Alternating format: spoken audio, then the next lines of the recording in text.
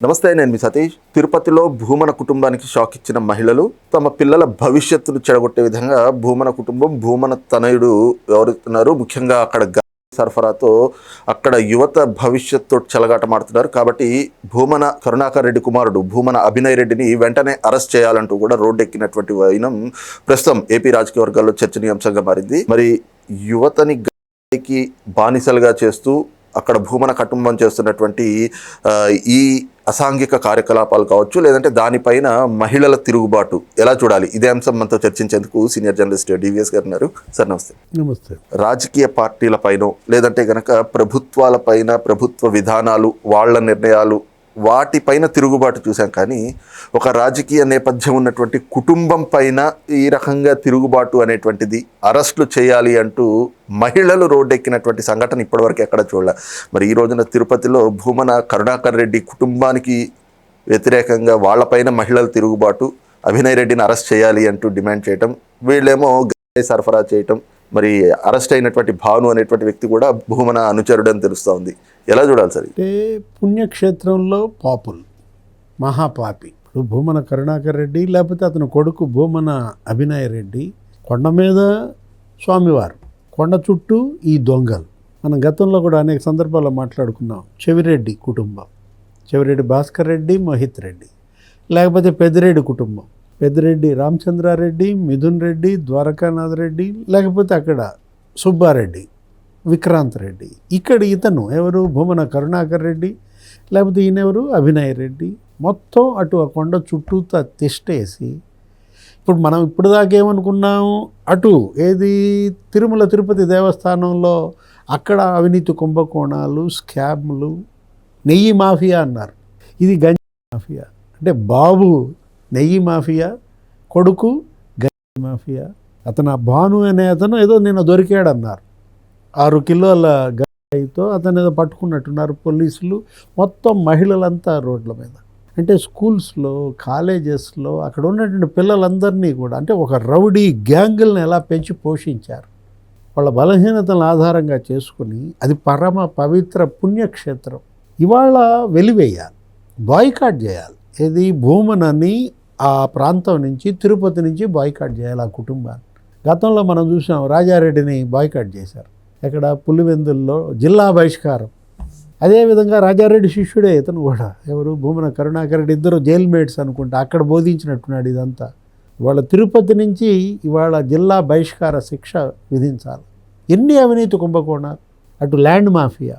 ఇప్పుడు ఇతను భూమన కరుణాకర్ రెడ్డి అక్కడ స్వర్ణముఖి నది మొత్తం ఆక్రమించి, అటు భార్య పేరు మీద రేవతి, లేకపోతే కొడుకు అభినయ్ రెడ్డి పేరు మీద 15 ఎకరాలు రిజిస్ట్రేషన్ జరిగిందా లేదా?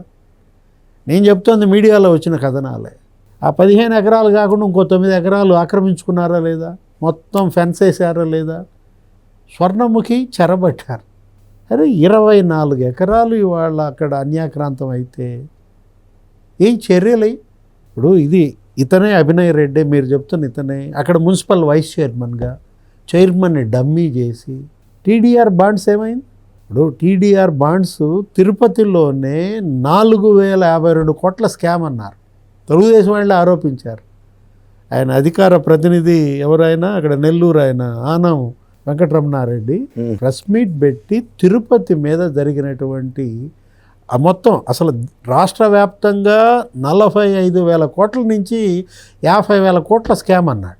టీడీఆర్ బాండ్స్ ఒక తిరుపతిలోనే 4,052 కోట్లని ఆయన మొత్తం లిస్టు చదివాడు. ఆ రోజు మీరు కనుక గమనించినట్లయితే అసలు మొత్తం ఆ ఛానల్స్ అన్నీ హైలైట్ చేశాయి. 372 బాండ్స్ అక్కడ అమ్మారని. రెసిడెన్షియల్ భూములను కూడా కమర్షియల్గా చూపించి 4 రెట్లు ఎక్కువ, 1:4. ఎట్లా ప్రజాధనం, ప్రభుత్వ ఖజానాకు వీళ్ళు బొక్క పెట్టారంటూ. పెద్దిరెడ్డి ఆయన ఏదో మరి వాళ్ళ చుట్టం ఎవరో ఒక లేడీ, ఆమెకైతే అసలు 13 కోట్లు విలువైన దాన్ని 38 కోట్లు దోచిపెట్టారని. ఒక 18 ఏదో రోడ్లు వేస్తున్నాం అంటూ 18 రోడ్ల పేరుతో అటు విస్తరణ, ఈ భూములు పోతాయని చెప్పి వ్యవసాయ భూముల్ని కమర్షియల్గా చూపించడం ఏంటి? ఇప్పుడు అక్కడ నేను అంటోంది అదే, ఏది 8 కోట్ల విలువైన భూమికి 53 కోట్లు ఇచ్చారట. అసలు నీకు గమ్మత్తు ఏంటో చెప్పనా, జగన్మోహన్ రెడ్డి ముఖ్యమంత్రిగా ఉన్నప్పుడే తిరుపతిలో ఈ బాధితులంతా కూడా ధర్నాలు చేశారు. టీడీఆర్ బాండ్స్ బాధితులంతా మా భూమి మాకు బాండ్ ఇచ్చామన్నారు, డబ్బులు మాకు రాల. దీని మీద ఇంతవరకు ఎంక్వైరీ ఎందుకు జరగలేదు? దీని మీద ఇంతవరకు అసలు స్పెషల్ ఇన్వెస్టిగేషన్ టీం ఎందుకని వేయలేదు? ఇప్పుడు 2 ఏళ్ళు అవుతుంది ఈ ప్రభుత్వం వచ్చి కూడా. అప్పుడు వీళ్ళు చేసిన ఆరోపణలే కదా. అరే 45,000 కోట్ల నుంచి 50,000 కోట్ల స్కామ్ అని తెలుగుదేశం అధికార ప్రతినిధి ఆ రోజు ప్రెస్ మీట్ పెట్టి విశాఖలో జరిగినటువంటి టీడీఆర్ బాండ్స్ ఎంవివి సత్యనారాయణే 90 కోట్లు ఎత్తారన్నారు. అక్కడేదో రహదారి విస్తరణ, అక్కడ దాంట్లో అతని భూమి ఏదో పోతుందని చెప్పి పెట్టి జరిగిందా విచారణ? గుంటూరులో తణుకులో అయితే మరీ ఘోరం. తణుకు మున్సిపాలిటీ ఎంత మున్సిపాలిటీ? కారుమూరి నాగేశ్వరరావు తణుకులో 700 కోట్ల స్కామ్ అన్నారు.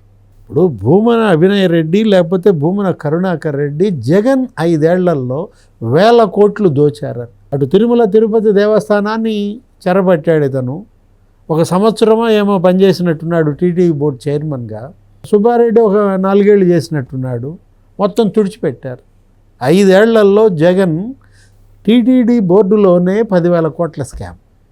నీకు కొనుగోళ్ళు, సరుకుల కొనుగోళ్లలోనే నీకు 6,000 కోట్లు 5 ఏళ్లలో ఎత్తారు. నాసిరకం అక్కడ అంటగట్టి స్వామివారి ప్రసాదాలతో చేయించి ఇప్పుడు ఇదే ఉంది కదా, కల్తీ నెయ్యి మాఫియా 250 కోట్ల స్కామ్. అంటే కోట్లాది భక్తుల విశ్వాసాలతో వీళ్ళు చెడగాటం ఆడుకోవటమే కాదు, వీళ్ళు ఎలాంటి పనులు చేశారంటే చెప్తున్నా. అక్కడ బుగ్గ మఠం భూములు ఆక్రమించారు. 125 ఎకరాల మఠం భూమి ఇవాళ అక్కడ ఎంత ఉందో చెప్పనా? 2.5 ఎకరాలు. తిలాపాపం తలా పిడికడు పంచుకున్నారు. అదేమంటే పెద్దిరెడ్డి ఏమంటాడు? గోశాల కట్టానంటాడు, పార్టీ ఆఫీస్ కట్టానని, గుడి కూడా కట్టాడు, శైవమాల వేసుకుంటాడు. అసలు ఈయనైతే మరీ కర్పూరం ఆర్పుతాడు భూమన కరుణాకర్ రెడ్డి. మరి వాళ్ళు కూడా ఆర్పాడా? ఇంకెళ్ళలేదా? వెళ్ళుంటాడే. ఇప్పుడు కొడుకు మీద జరుగుతున్నటువంటి ధర్నాలు, మా అబ్బాయిని మాఫియా అంటారా అని చెప్పి కొడుకును కూడా తీసుకెళ్ళి కర్పూరం ఆర్పుతాడా? అంటే మహాపాపులు. నేను అంటోంది అదే, పరమ పవిత్ర పుణ్యక్షేత్రంలో ఈ పాపులు ఎవరేస్తారు శిక్ష? దేవుడే వేయాలి. Thank you. నమస్తే. Please subscribe to Leo News for more videos.